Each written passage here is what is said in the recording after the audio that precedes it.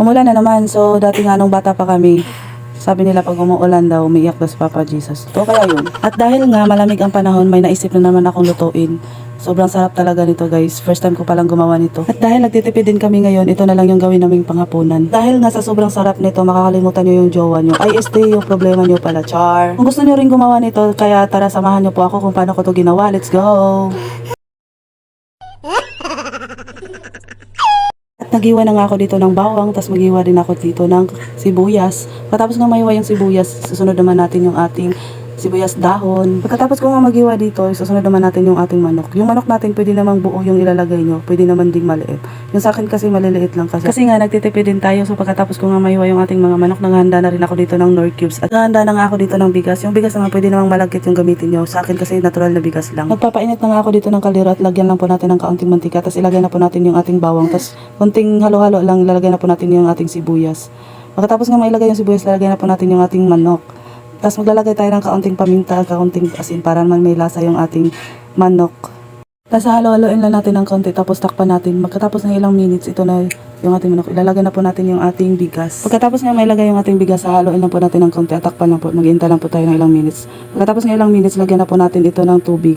Takpan na po natin ulit at maglalagay tayo ng Knorr cubes. Pagkatapos natin mailagay yung ating Knorr cubes, maglalagay naman tayo ng kaunting patis. Kung wala naman kayong patis, pwede naman asin yung ilagay nyo. Tapos maglalagay na rin ako ulit dito ng paminta. Tapos maglalagay din ako dito ng pangpakulay ng ating lugaw. So ito na, haloin lang po natin. Tapos mamaya-maya takpan lang po natin. Tapos ito na po yung ating lugaw. Yung tawag pala dito sa Tagalog, aros caldo daw. Pero para sa akin, lugaw lang talaga to, char. So ito na nga yung ating lugaw, finished product. Nagtoppings pala ako dito ng toasted na bawang tsaka kalamansi at sibuyas dahon. So hindi mawawala yung ating kalamansi dito guys. Kasi ito yung nagpapaasim ng ating lugaw. Kung ayaw naman din ninyong maasim-asim yung lugaw, pwede naman huwag nyo nang lagyan ng kalamansi. First time palang kumain ni Mayor nito, kaya hindi namin nilagyan ng kalamansi yung kanyang pagkain para naman kakain siya. Ang sagot sa malamig na panahon, mainit na lugaw, char. So ito na. Hindi na pala ako naglalagay ng itlog dito kasi ngayong itlog hindi pa nakuha, nakasabit pa siya. Buta ka. Katago. Hindi ka dito, katago.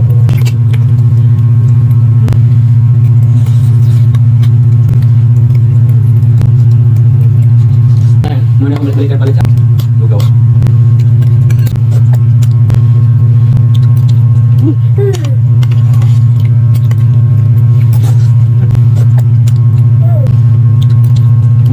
Ayan na.